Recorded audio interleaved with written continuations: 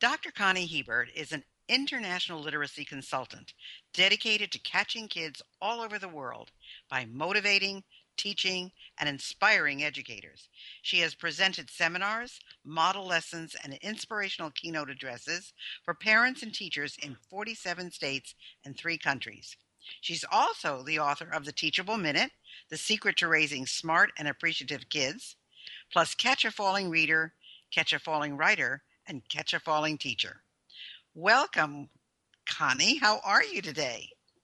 Thank you, Gail. I'm fine. It's wonderful to be on your show. How are you doing? Well, everything is great, and I love the title, Raising Smart and Appreciative Kids. I guess what I'm most interested in are the appreciative kids, the ones that really make you feel like, wow, I'm doing a good job. Yeah, So, you're a very unusual educator. And by the way, folks, I had the opportunity of meeting Dr. Hebert at I gave a keynote address for Nova Southeastern University, where both of us received our doctorates. And she is just a delightful person doing wonderful things with our youth. So let me ask you, thank you. you're welcome. What is the most important thing kids learn to do in school? Would you believe that 2 weeks ago I took that question to New York City with a microphone and a camera? I was on a show called Open Mic on Education, and we just asked people on the streets, what's the most important thing if you had to pick one thing that kids learn to do in school? And only 2 out of about 25 people we stopped and interviewed said read and write. We've got to change that because so many of the other wonderful things they said, like socialization, problem solving, lifelong learning, getting along with other kids, all of those things are absolutely wonderful, and I agree. But all of my experience, and many of us who've been in literacy education for over 30 years know that kids that can't read independently, do not like to socialize, are huge behavior problems, don't like themselves, don't get along with other kids. So it's got to be read and write independently as the most important thing kids learn to do in school. And are you saying that the public did or did not say that? Did not. Only 2 out of 25 people said read.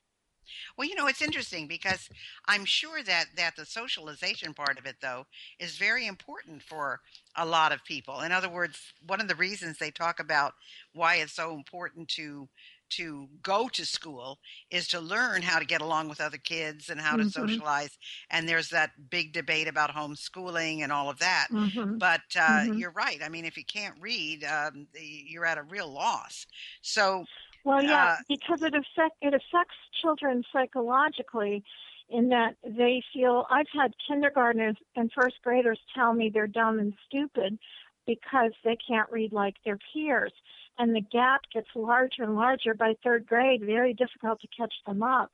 So it is a huge factor. Many studies on prisoners have identified that a majority of prisoners were children who did not learn to read and write independently at a young age, at the proper age, when the brain is most receptive. So it's an interesting question. There were interesting findings, and I love doing it. It was great. Great experiment. Well, the one thing that I really was very fortunate about, I'm not sure if that was more my ability or more my teachers, but I Mm-hmm. really was a very good reader. I mean, I remember Mm-hmm. this was a big thing to me. In the seventh grade, of course, they're going up a little bit, but in the seventh grade, we were all reading, and in order to have this privilege of doing certain things for the office, you had to finish your certain reading, and so the teacher said, "Well, now who's up to what page?" And I was so beyond that, it wasn't funny. I actually got to do my errands for the office and do everything and come back to class, and I was still ahead of some of the people who were still Wow. reading. So I don't know if that was my teachers, who I thought were fabulous, or an ability I had, but I still love to read. And I Yeah. will say it's probably getting less and less for a lot of people today because of technology and streaming and all of that. I would think that has a lot to do with it. So It does have a lot to do with it. Also has to do with the first 5 years, which is why I wrote the Teachable Minute. If children are not being talked with, if people are not engaging with them, if children don't have a large enough vocabulary, and if they're not read to, they are at a great disadvantage. The brain is most receptive to the system of learning to read in grades K to 3, between the ages of 5 and 8. Once that passes, that neurological window closes, and it's much more difficult to get kids up to speed. So it is the most important thing kids learn to do in school, and most people don't remember ever learning, because we really learn it in first grade when we're 6 years old. That's the biggest and most important grade of all. yeah, I So probably it's an don't. That's why interesting I thing. don't remember. That's very Yeah, interesting. I don't remember at yeah, all. yeah. None of us Wow. do. Yeah, So first grade is the most yeah, important. it is. It's when we catch them all. Yes. Okay. Yeah. Well, so let's ask you now. You started your own consulting business, but most people stay in the security of the school district or system because, well, you've got your summers off and you have benefits, and there's just a routine there. Why did you leave? Well, I had taught in 7 different school districts, and I became a reading specialist, and I did what's called, I was trained in what's called reading recovery, which is an early intervention for specifically first graders. Then I became a director of reading, K to 12, so that I would have the experience as an administrator as well, while I pursued my doctorate in educational leadership. And during that experience, I realized there was, that inner voice that talks to us about our calling or our passion. That voice just said to me, you cannot stay in this box. I could have stayed. It would have been way easier. It would have been way more financially stable. But something just said to me, I've got to spread this word while I'm still on the planet, while I've learned from some incredible people from all over the world, that I need to share it. And there was an entrepreneurial spirit in me that I think is sometimes genetic and maybe just, like I said, a calling. So I started to speak at no charge, because you're not paid to speak at state and national conventions for various organizations. I just felt this was a way to start spreading the message and see if I was good at it. If I could teach in front of kids, could I teach in front of adults? And it just took courage. It took strength, and it took a will to say, no, I've got to spread this word and reach a lot more kids. And I have, and I'm still doing it Well, while I was raising my 3 kids. So well, it's been that's another thing. Yeah, I was going to ask you about, but you said something that's really, really important for our listeners, especially women who are thinking about going into business. It's so important to understand that you bet it's scary, and you bet there's no true track. I mean, you are going to put money out when you don't have it coming in. You're going to not have that wonderful paycheck that you depended on at the end of the week. I mean, mm-hmm. there's a lot of scary things to Mm-hmm. going into business, but again, there's nothing like it. So, how were you Right. able to speak in 90 cities a year while raising 3 kids and pursuing your doctorate degree? Well, a lot of people, especially women and young women today, ask me that question because they want to do the same, and I'm honored. I'm humbled by the fact that I have been able to inspire many other people. Robert Schuller said it best when I love many of his things that he wrote about positive thinking and possibility thinking, but I think he summed it up when he said the will is more important than the skill when it comes to scaling a wall.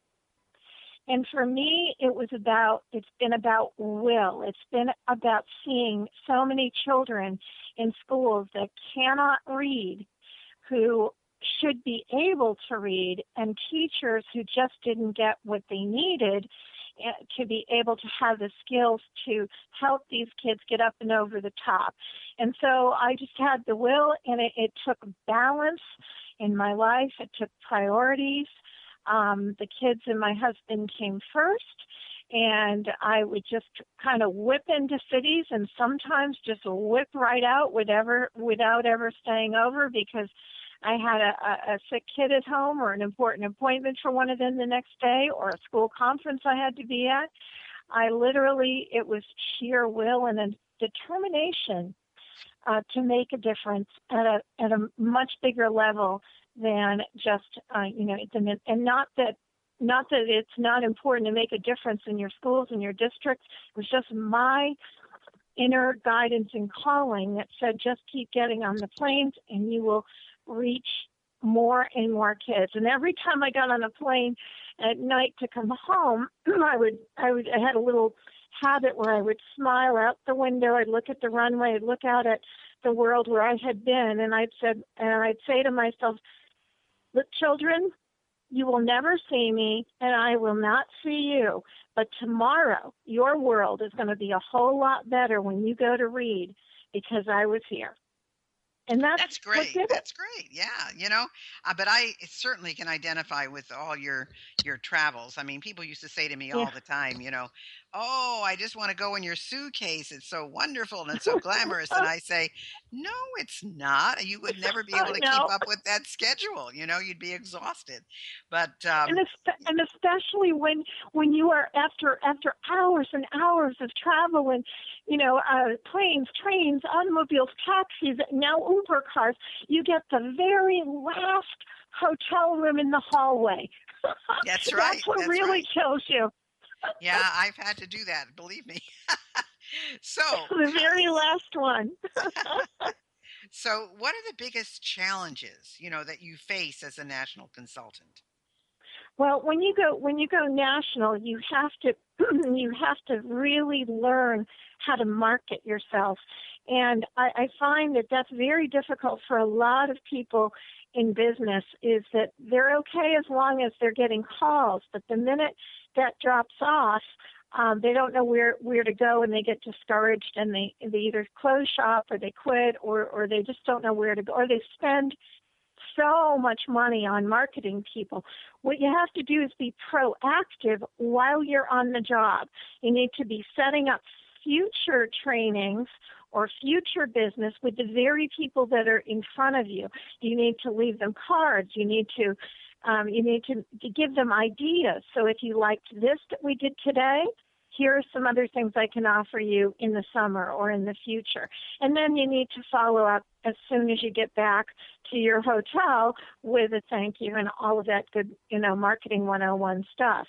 I think nowadays it's essential that we get really, really active and good at building a following on social media. I can't tell you how many people, amazing, incredible, remarkable people I've met in all fields on Facebook and on LinkedIn. But that takes discipline and kindness and a sense of support for your fellow man so that they get to know you, because it's really about relationships. And if they like you and believe in you, they will recommend you. So it's really marketing, and you have to be marketing while you're on the job. Well, I'm a big marketer, and I believe in marketing. And the point is, I don't care what business you're in. I don't care if you're a lawyer, a doctor, a financial planner, all those people who say you can't market because of all their regulations and rules, or whether you've got a retail establishment or whatever it is, you need to market. Marketing is the heart of everything. And unfortunately, when people are good at something, if they're really wonderful at something, they think that their skill will take them where they need to go. But it's really marketing. And if it wasn't marketing and advertising, you wouldn't see Coca-Cola on every corner when it's as big a company as it is, or you wouldn't see ads for all the cars online, or on the TV or on radio. So it's marketing is everything. But what took you from national to international? Well, I had the great fortune to be accepted at international conferences to speak. Now, again, this comes back to do you believe in yourself? Do you believe in in your own voice? Do you believe you can make a difference outside of your comfort level? And many people do not